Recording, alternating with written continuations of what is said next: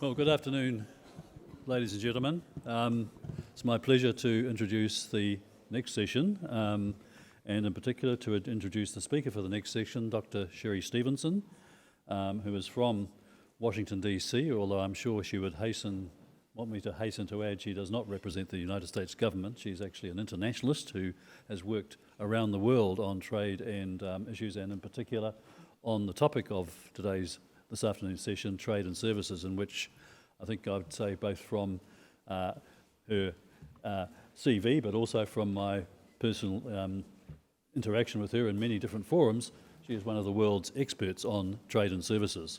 Her work on trade and services covers a wide range of activities, from academia with many, many books and published articles, to providing advice to governments, which they don't always take, of course, much to her chagrin, I think she'd probably say, and also directly providing inputs into trade negotiations. And she has been involved in having input into trade negotiations in the Americas as a representative or as a manager of the trade division of the Organization of American States. For example, the Free Trade Area of the Americas, one of the largest trade negotiations we have seen in recent times, which unfortunately didn't actually come to a conclusion, not that was any fault of Sherry's, but also she has been involved in our part of the world in advising governments in a number of the Pacific Islands on their issues in trade and services in the various trade agreement negotiations that Pacific Island countries have been involved in. Another index of the respect with which she's held as an advisor, as an expert on trade and services, is the enormous amount of work she has done within APEC, advising APEC bodies on their services trade agendas, and for many, many years she has been involved in the Pacific Economic Cooperation Council. I guess we could say, Sherry, that you're our resident expert on services within the Pacific Economic Cooperation Council, and she works in other international networks as well, including for the World Economic Forum, among others. So it's my great pleasure to welcome Sherry to the stage and give her the floor. Thank you, Sherry.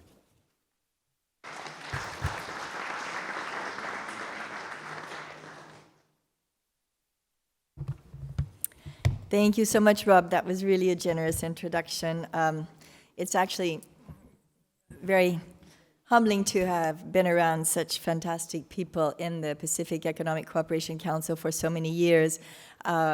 I think there are 6 or 7 representatives here, members of the PEC from New Zealand, and I can only say, after having worked with Rob and with Mari for maybe shouldn't say how long, but nearly a quarter of a century, supporting the PEC in its efforts to provide policy analysis and advice to the APEC process and to other parts of the Asia Pacific. It's been really a pleasure and very, very gratifying. And it's great to be back amongst old friends, and thank you very much for the invitation. I also want to highlight the presence here today of Roy McLeod. Thank you very much for coming, who is a great services supporter and who has been very instrumental in the APEC process as chair of the Economic Committee for several years in pushing forward the structural adjustment program, which was heavily focused on services. So I'm glad I'm not the only services expert in the room by far. And I want to talk to you today about services meets the digital economy, this topic which actually is, I think, not really been written on specifically. So I'm kind of here probing the limits of thought process with you. And in order to do that, before reaching the digital component, I actually thought it was necessary to go over a few basic messages to start with.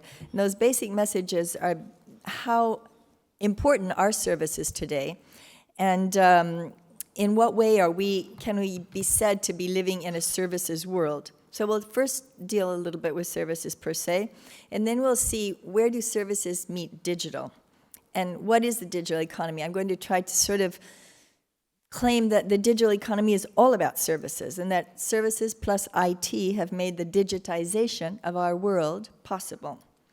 And then I might deal a little bit with tensions in the digital economy that I believe revolve primarily around services that I don't think are likely to be resolved very soon.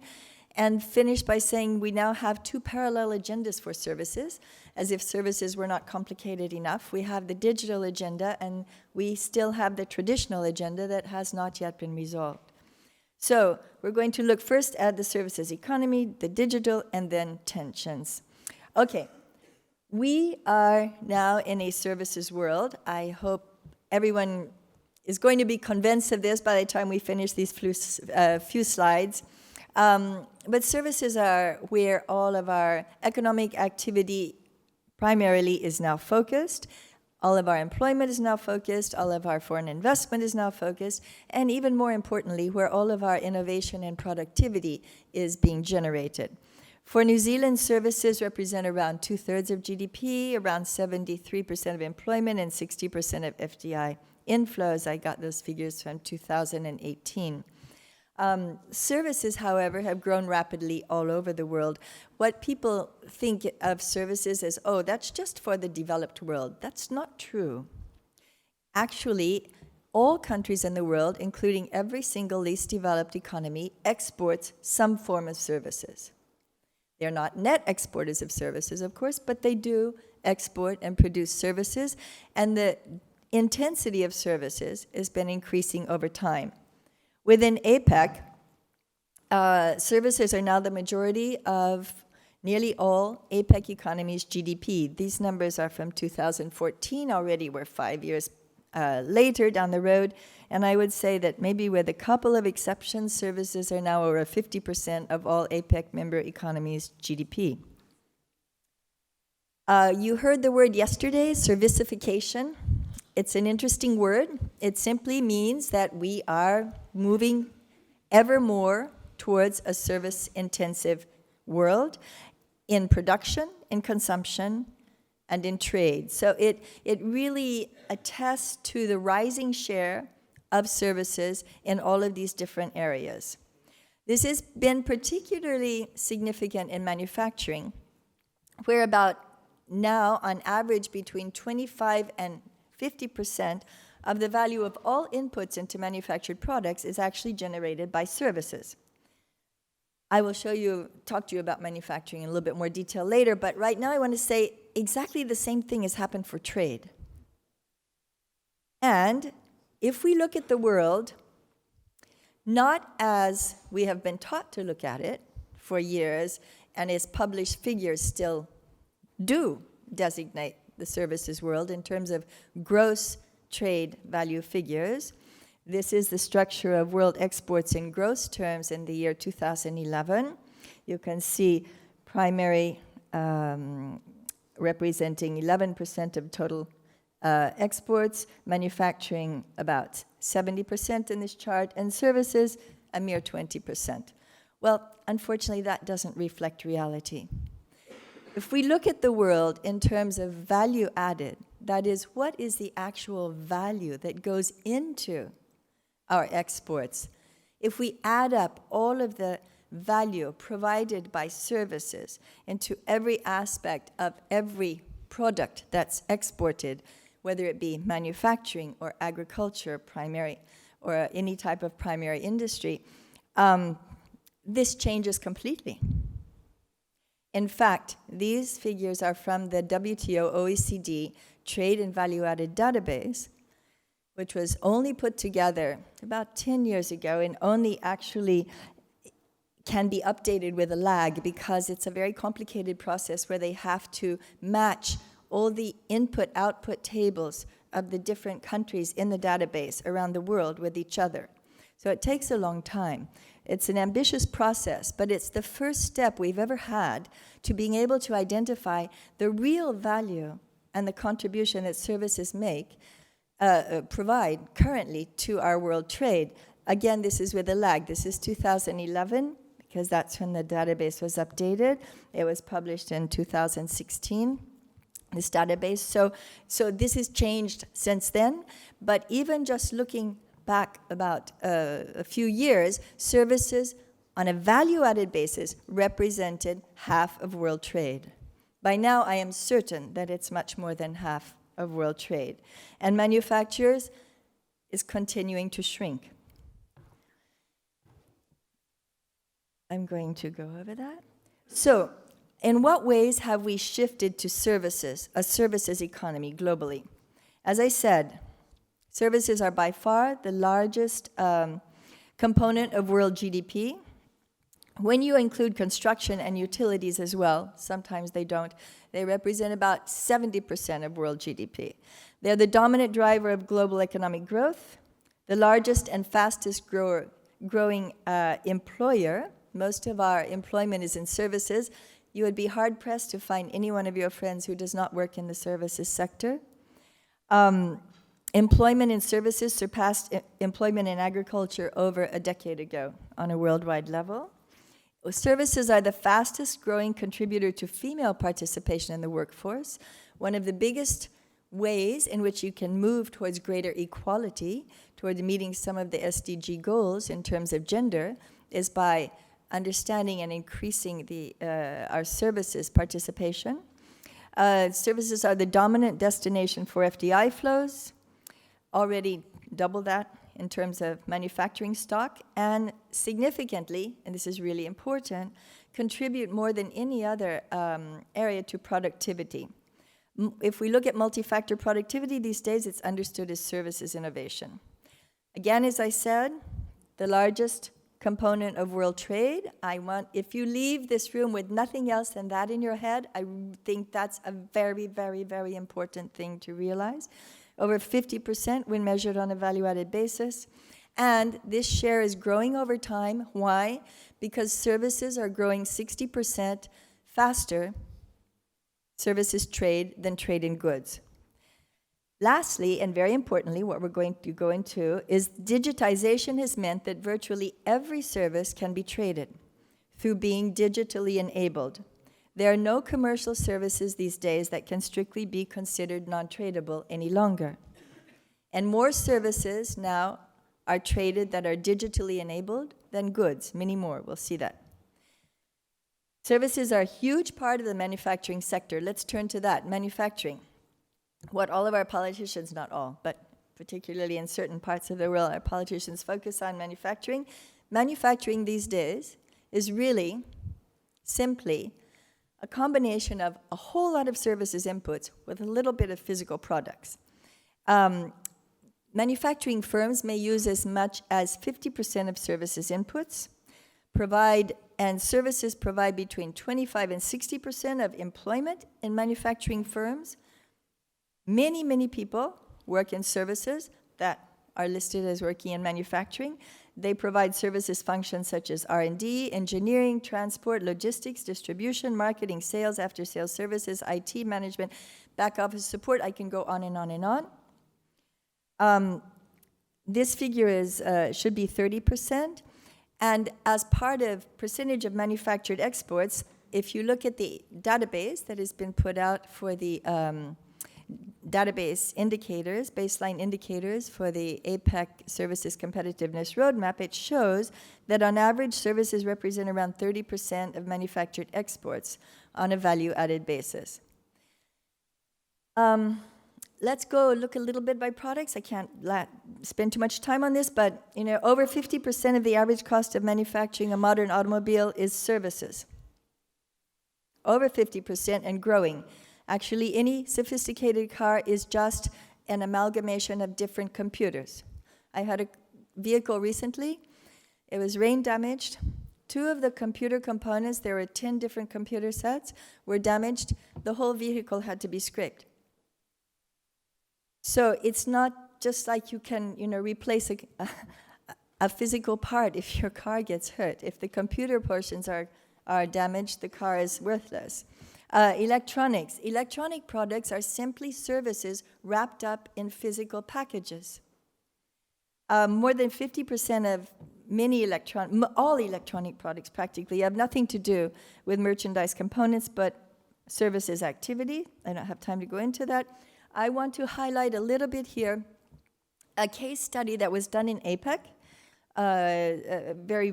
fairly recently, published in 2005. sponsored by the Japanese government, and they wanted to look at how important services were in manufacturing in the APEC region. So we carried out a number of case studies. There are 22 in total. And the results of these were summarized in this volume that was published by APEC called Services in Global Value Chains, Manufacturing-Related Services. It showed that the number and range of services entering these manufacturing value chains is really high. They range from 40 to 74. But what I thought was, first of all, this is all just estimates, but what I thought was really fascinating was I did one of these case studies. I did the case study in the Philippines in terms of automobile components, and I can't say what the manufacturing were, but it was a very, very well-known global car manufacturer with quality control out of Japan. And so this is a sophisticated firm. And we were interviewing the executives outside of Manila. And we asked them, how much do your services components, what are they? And how much do they represent in terms of your cost and your value? And it was really, really interesting because they really didn't know, because they hadn't done the exercise. Because to them, it wasn't important to separate how much services constituted as opposed to how much their goods. They looked at these things as an integrated whole. And so we really couldn't get, in these case studies, a very accurate estimate of how important services were, because the private sector doesn't look at the world that way. They look at it as an integrated whole. But we estimated that the total share of cost accounted for by services could range anywhere from 1/3 to nearly 90%. And that these were just the industries. If you're interested, you can look later on. They're quite varied. But the interesting thing was that services were inputs in absolutely all stages of the production process for these 22 manufacturing sectors, into the pre-manufacture, the manufacture, the post-manufacture, the back office, and the post-sales. So across the board, in every single aspect, the services were front and center. And they accounted for a considerable profits in the manufacturing sector. This was not our APEC study, but a Deloitte study in 2006 showed, when they surveyed 80 multinational companies, they showed that services represented between around 25% of their revenue, but as much as 46% of their profits, that the services components were much more highly profitable than their actual manufacturing components. So, I am not a spokesperson for IBM at all, but I think the IBM case is a very interesting one. IBM is a firm which has moved away completely from manufacturing and towards computer, software, and services in the 1990s. It sold its ThinkPad in 2005 to focus on the ideation services, like how do you create services, the innovative part of services in the value chain. And now its focus is on services research, activity and applications, including artificial intelligence, the Internet of Things, and other services innovations. Now, IBM is sponsoring the current US Open, which you might know is happening this weekend. The finals are today and tomorrow. And IBM's Watson is going to analyze and has been analyzing millions of data points to provide light stats and highlights. Do you want to hear Watson? All right, let's hear Watson.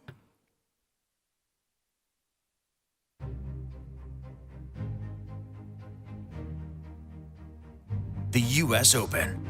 Hundreds of the world's greatest players, sacrificing years of blood, sweat, and tears for just one shot at championship point. The 2017 U.S. Women's Singles Champion, Sloane Stephens. But there's more to this moment than meets the eye. Behind the scenes of every game, set, and match at the US Open is a complex digital symphony, orchestrated to capture the passion and intensity and deliver it to millions of fans around the world. To do this, we've been on a journey of digital reinvention with our technology partner, IBM. It starts right here with match data, the raw material of the US Open digital experience, the scores and stats, the roar of the crowd, even the emotion on the players' faces. IBM captures information from across the US Open, and transforms it into unforgettable fan experiences on the IBM cloud. Not just any cloud, a hybrid cloud, seamlessly connecting data and workloads across our on-premise, private, and public clouds. Modernizing our core infrastructure with open, flexible technology from IBM and Red Hat, scaling 5,000% to meet surging demand, and applying advanced analytics and AI to serve up game-changing insight to fans. IBM Watson is the AI engine of the US Open. It helps our guests navigate the tournament and the venue. It sees the action on the court and knows what makes a great tennis highlight. And it helps coaches and players analyze matches quickly to improve their game. From match points to manufacturing, from tiebreakers to telecommunications, from open tennis to open source, IBM is changing the game and changing the world. Let's put smart to work.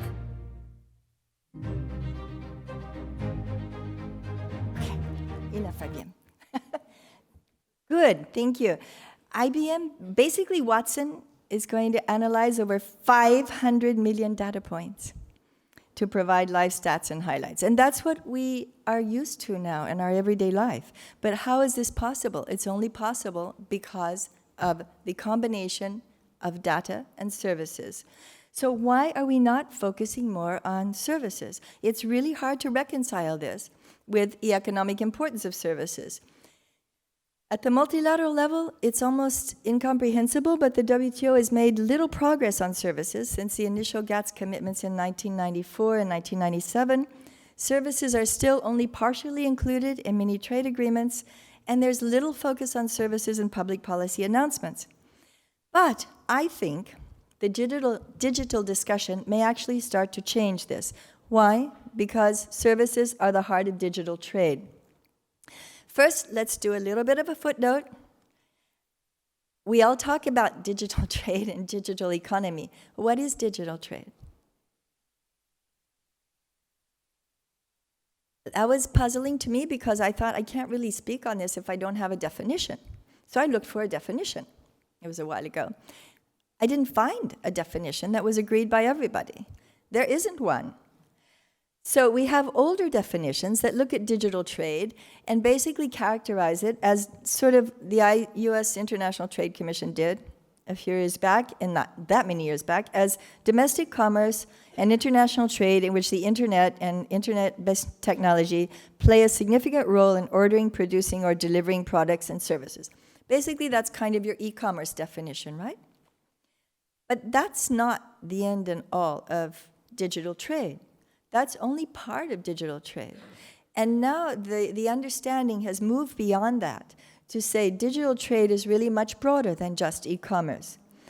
Much more like the definition that Australia, DFAT, produced in 2017, which said digital trade and electronic commerce refer to the trade of goods and services using the internet, including the transmission of information and data across borders. And that's a definition I think we should actually prefer, because digital trade is broader than e-commerce. It encompasses e-commerce, but it also encompasses the transmission of information and data. Data are essential to digital trade. Can we measure digitally enabled trade? Unfortunately, no. There is no official statistics that exist on the value of cross-border e-commerce or digital trade. There are some organizations that try to publish estimates of what e-commerce might constitute, both business-to-consumer e-commerce and business-to-business e-commerce, which is much larger, as much as 200 billion. But I think that's a small drop in the bucket if we were to add in the value of data flows, which we don't know, which we don't have. So this measurement challenge makes evidence-based policy formulation in digital trade issues very difficult, to say the least. And the data sources that do try the private sources that try to publish this, and with these estimates about data, say McKinsey or others, they are not compatible across countries. So I'm not going to give them to you. All I want to say is this drew my eye, this fact, which is that if you're trying to say how much of trade is digitally enabled, which McKinsey tried to report on in 2016, they said, well, wow, for services, it's already 50% of services trade is digitally enabled.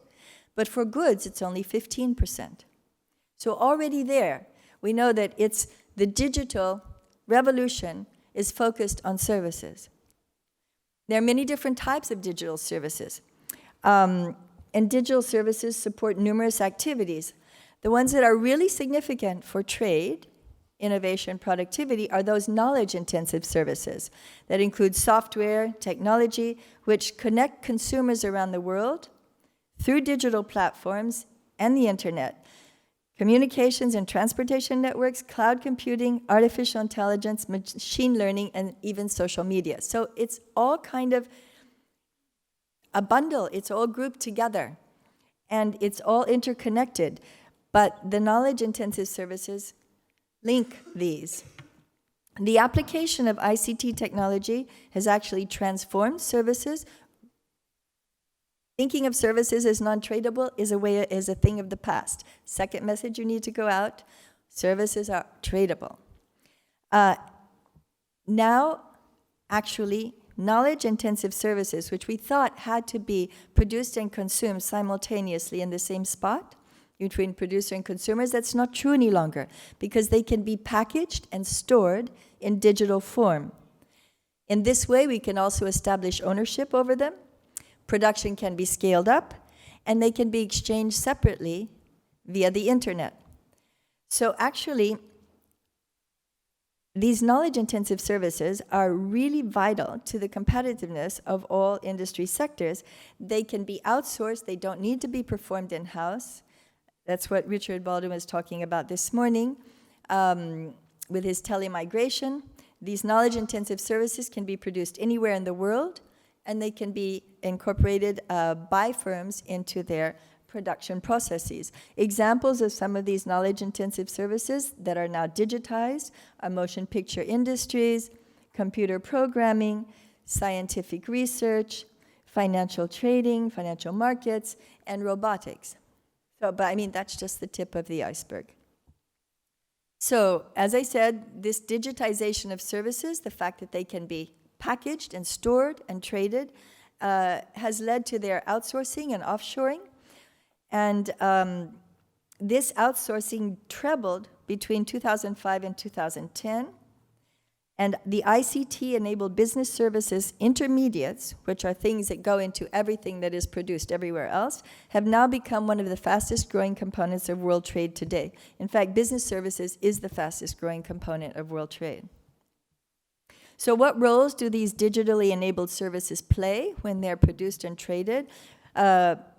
Absolutely critical roles. For industries, they help firms to manage global supply chains. They provide logistics, financial functions, collaborative R&D, you name it. For consumers, they do a lot for us as well. They facilitate online education, provide us health services, entertainment. And how would you live in your everyday life if you could not send text and email messages? Look at your cell phone right now, I hope you're not. Make airline reservations, shop online, stream movies, play video games, etc., etc. Okay, so I'm going to, even though this is quite fascinating, I had a picture of a self-driving car here.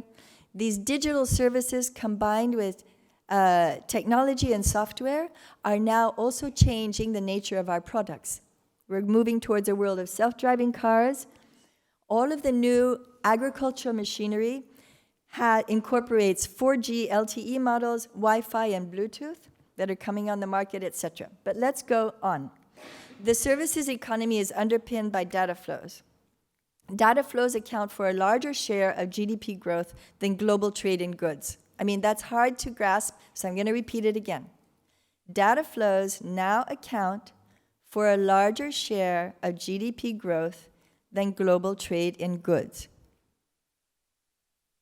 This is remarkable because 15 years ago, there were no data flows practically. So, cross-border data flows grew by 45 times between 2005 and 2015 and have raised world GDP by 10% over what it would have been in a world without cross-border data flows. Now, the important thing is that data flows are the bloodline of digitally enabled services, and that roughly half of global trade and services depends on access to these cross-border data flows. What is data? Okay, next question. We started with digital trade and went on. What is data? What are data? Have you thought about it? I believe that a datum is a service in packaged form. It's basically knowledge that has been packaged and stored so that it can be sent somewhere and reused else by someone else. If you look at data this way, as stored and packaged knowledge that can be transmitted for future use in productive processes, then data are services. Okay, so now we finish the theoretical part, and we'll go to the part that's easier to grasp. Let's look at the tensions around services in the digital economy. Right now, even though it's very recent, there are several barriers to digital trade that have already become widespread and that are increasing at a rapid pace. These barriers, you've heard of them, and I know that Hosuk is going to go into this in a lot more detail, so I'm just going to elucidate these. One are data localization requirements, which is the obligation to store some data, all of data, or locate computing facilities locally within national jurisdictions. Bans or restrictions on cross-border data flows. Technology barriers, which are requirements to meet security standards or disclose encryption algorithms or source codes, or barriers to internet use, issues like electronic authentication and signatures, internet domain names, electronic payment platforms, etc. I want to point out that differing domestic regulation can also impede digital services trade. Differing domestic regulation for services has always been a big irritant to services trade, and it's not going away in the digital era. Differences in domestic licensing procedures, the recognition of requirements and qualifications, the recognition of equivalence of safety standards, etc., and practices. This is not changing with the digital world. These are still going to be irritants to trade. And for firms, these regulatory disconnects and fragmentation between markets are huge barriers to their ability to do business globally around the world. And particularly now that they do have access, we do have data flows which are global and the cloud which is global, it is really important that domestic regulation not stand in the way of more global efficiency, which obviously, hopefully, will benefit not just firms but consumers. So my question is, do WTO rules cover digital service trade? In principle, WTO rules for services trade are technologically neutral. The GATS does not reference digital trade or e-commerce, but its disciplines of MFN national treatment and the other general disciplines are viewed as applying to Mode 1, which is cross-border trade, under which digital trade falls. So, as I said, digital enabled trade services trade is a form of Mode 1, cross-border services trade. However, Richard said that there were a lot of market access commitments on Mode 1, and that is true for developed economies, but for OECD economies, but it is not true for the majority of the WTO members, where there are many missing commitments on Mode 1 for many sectors. So it's a little bit of a patch meal situation in terms of coverage of disciplines with regard to cross-border trade for services which are now these digitized services. And there are several aspects of digital trade which are missing from the WTO rules, which is normal. It's not a critique, because the GATS entered into force before cell phones and when less than 2% of the world's population had access to the internet and data flows were practically non-existent. This is another era of history, but 1995, what can you expect? So several aspects of digitally enabled trade are missing from the governance of the GATS. That is, anything relevant to data flows per se, data localization, and anything relevant to technical aspects relating to digital trade. So, I'm only very briefly going to say that we now are in a world where we have three major poles or players with regard to digital trade, and one is the United States, one is the EU, and one is China. And that we are witnessing a fairly intensive strategic trade rivalry, much of it centered on differing approaches to digital trade, and I think services are at the center of this. So the US approach is that of a large first mover advantage with big firms that have a lot of initial economy of scale advantages. The US therefore seeking maximum openness in markets to exploit the benefits of these US large firms in digital trade. The EU, which does not have these big firms with dominant positions, therefore, and it has a lot stronger consumer voice in its formation of trade policy. So the EU has become a regulatory champion. Many EU-wide laws have been passed on digital trade, especially on privacy and on competition. And the EU is, interestingly, added data flows to the list of the traditional 4 economic freedoms for trade in its digital market, single market strategy of 2017. So I thought it was very interesting. And of course, China is in a different position altogether. It's playing catch up, but it has the advantage of a huge market size and is exploiting that to accelerate progress.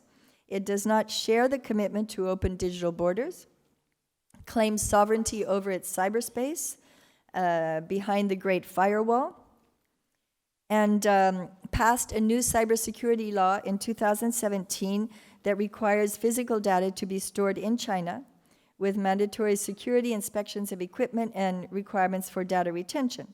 So it has a highly successful and technologically sophisticated parallel universe based on digital trade, but inside China.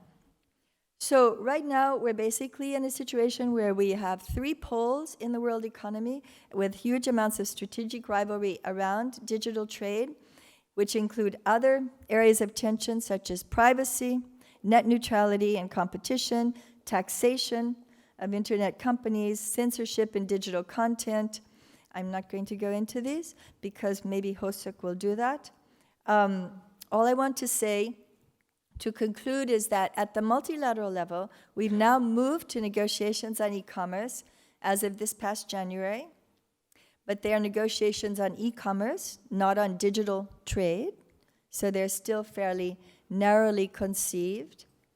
And do I think that these negotiations have a good chance of resolving any of these tensions that exist in the world economy now on digital trade? I think that the WTO may be able to do something fairly positive and constructive outcome for technical issues, such as recognizing the validity of electronic signatures, electronic contracts, protecting consumers from online fraudulent practices, limiting unsolicited digitally generated contacts. We all hate these robotic phone calls. But I think the prospects for the issues that I recently highlighted on data flows, localization, privacy, taxation, and source code may be very challenging because we have the 3 major players that are so far apart. And currently, the moratorium e-commerce transaction is also in question. So lastly, APEC has done a lot of very good work on services and e-commerce, and recently on cross-border privacy rules. They have actually progressed tremendously in the area of cross-border privacy rules, which based on the cross-border privacy framework adopted in 2004. And I think that APEC's work has been extremely promising and has been adopted by 6 APEC members. They have adopted the APEC privacy framework, and the US in particular, Canada, Mexico have used that a lot and as the basis of their privacy provisions in the USMCA. So I think this is a very promising thing. Perhaps the APEC privacy framework context could be taken over and discussed in Geneva under the WTO e-commerce negotiations. And now APEC has recently transformed its e-commerce steering committee into a steering group on digital trade. So hopefully it will be able to make progress on other aspects of these digital issues in the future. Thank you.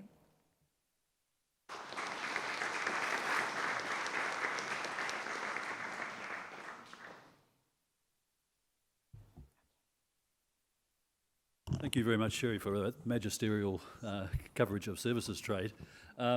We have a couple of Slido questions, but perhaps before we go to those, if there's anybody who would like to intervene from the floor to ask a question from the floor.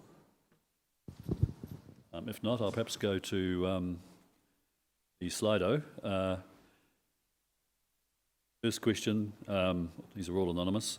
I'm keen to hear your thoughts on how countries balance digital trade and national security concerns.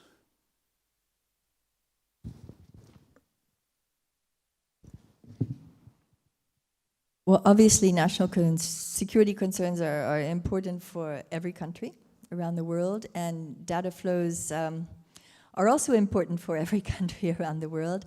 I don't think data flows should be allowed to undermine national security prerogatives and needs. And obviously, like everything in economics, the question is, where do you draw the line? And what kind of exceptions, you know, in the GATT and in the GATS, both of them have an article which is called, you know, exceptions. And in this exception article for trade in goods as well as trade in services, one of the reasons for accepting trade and allowing for trade restrictions as opposed to, you know, trade liberalization is a national security reason. So I would presume that that would not be any different for data flows. And a second Slido question, Sherry, given the pace of technological change, is it even possible to create new international rules for services trade, or are things changing too quickly? Well, we have rules for services trade. We have rules for services trade under the WTO, under the General Agreement on Trade and Services. They need to be updated. We have rules for services trade in many regional trade agreements, so it's not that services trade rules don't exist. What we need to bring into services trade rules is the digital trade component, which has arrived very quickly, in fact, and is changing very quickly. So both of those are big challenges. I don't think they're insurmountable, but I do think they're difficult now in a context where over the past 20 years, since the world has become digitized and data flows have become so important, and the positions of the three leading players in this sphere have basically moved, you know, pretty apart. I think it is challenging to reconcile them. It may be possible to make progress on the more thorny issues only in a more regional or a plurilateral context. But it is, I think, one of the very big challenges is that now technology moves so very quickly. It doesn't mean that general rules cannot still be applied. Our most favored nation, our national treatment rules still apply to digital trade in the same way. What we need to do is better define those other specific elements of digital trade that are now not covered. Another question which possibly references Richard's suggestion that in terms of services trade we should think India rather than think China. What is India's position in digital trade rules as compared to China's position?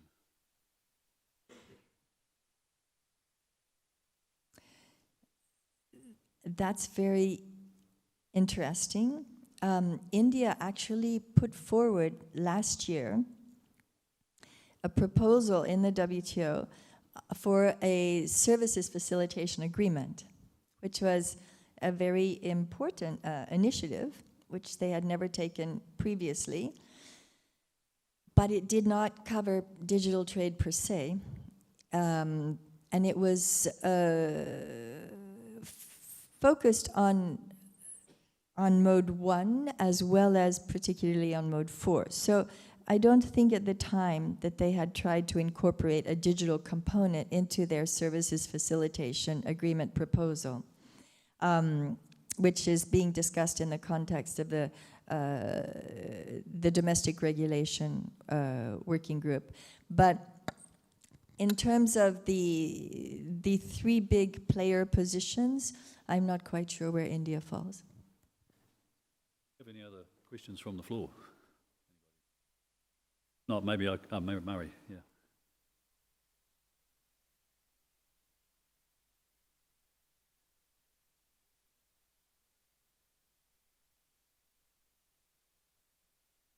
You may be closer to this than any of us. I was wondering if you could comment on the plurilateral e-commerce negotiations. It seems to me that China is in it, but India is not in it. That's one interesting observation.